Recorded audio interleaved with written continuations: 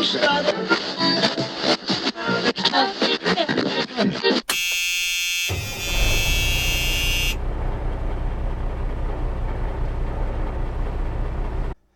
early spring of 2026, I ventured out to several well-known railfan spots in Pennsylvania.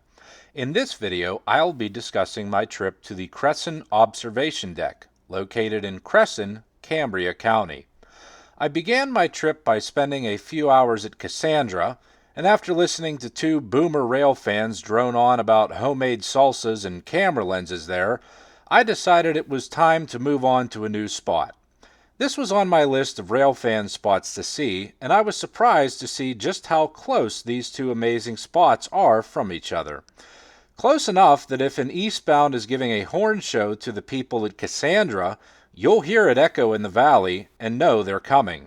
However, if you're a railfan like me who carries a radio and knows the right channels to listen to, you already know what's on the way. I am from Western PA along NS's Conemaugh line, so being 1.5 hours away from home and now dealing with the main Pittsburgh line, this was some uncharted territory for me. The Conemaugh line has a height restriction, so this might sound crazy to some of you watching this, but it was a treat for me to see things like intermodals and auto racks because normally where I'm from, it just doesn't happen. In addition, I had a pin set on my GPS and not the physical address, so I got a little lost, but eventually found it. Don't ask me where I was at, but somehow I was detoured near the tracks and saw an old Conrail snowplow. I may have to check my dash cam for that footage because I forgot to take a picture of it while I was there trying to get my GPS to reroute. While the Cassandra Overlook is small and nestled in the woods, Cresson is the exact opposite. Right down the main street of your textbook small town USA sits this observation deck. Directly across the street is this family-owned Italian restaurant called Vito's. Everyone says their food is excellent, but I did not stop in. I'm now kicking myself that I didn't because maybe I could have channeled my inner Danny Harmon, who I love by the way, and done a food review. However, there's always next time. What caught my eye is this sign right here. A nod to the past with a custom-made Conrail CP Vito's sign.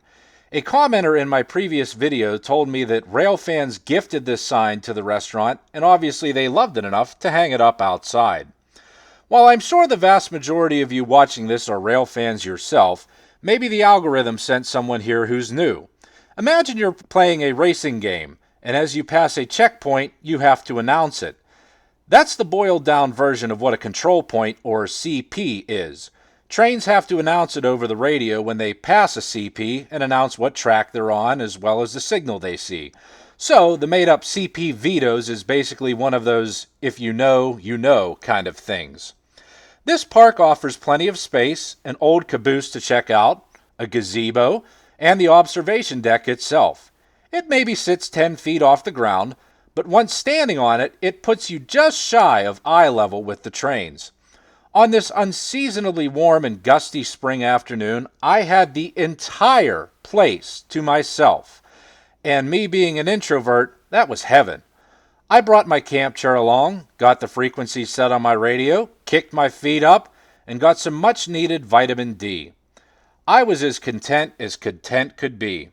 Every rail fan has locomotives they like, and I enjoy EMD SD70s. As you can see right here, an inactive helper set was tied down and not needed for the day, so I got a nice good look at these SD70 ACUs.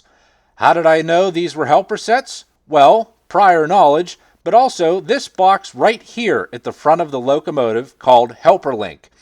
These helpers assist the extra long or very heavy trains by either providing more pushing power uphill or extra braking downhill depending which way they're going. I believe the speed limit for this stretch of rails is rather low, maybe 10 to 15 miles an hour max. What this means for rail fans, though, is you get a nice long look at the trains as it comes by. In addition, with this signal tower about 100 yards away from the park, there's a pretty good chance that a train may just stop right in front of you as they await the green light, which means you've got ample opportunity for all the pictures and videos your little heart desires. During my visit, I got just two trains, the 594 coal shuttle to Baltimore, Maryland, and the intermodal 268 bound for Newark, New Jersey. 594 is always a long coal drag with DPUs as it passes by my hometown each day.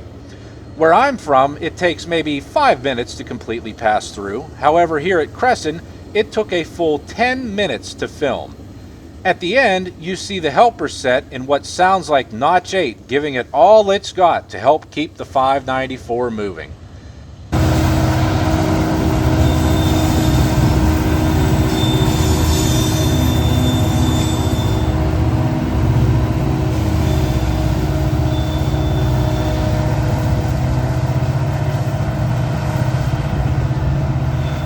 Just as the 594 cleared, the 268 slowly approached and came to a stop.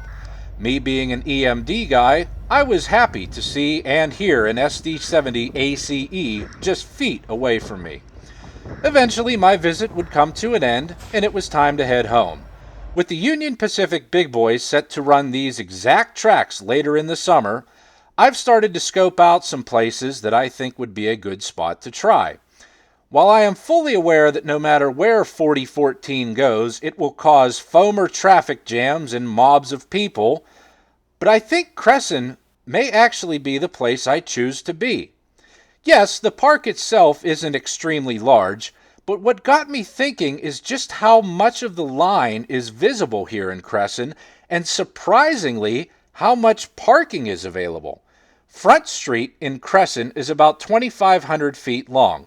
Yes, I measured it on Google, and almost all of it has trackside parking. I'm sure that Cresson will be busy the day Big Boy comes to town, but I think it may just be able to handle it. Only one way to find out. Thanks for watching.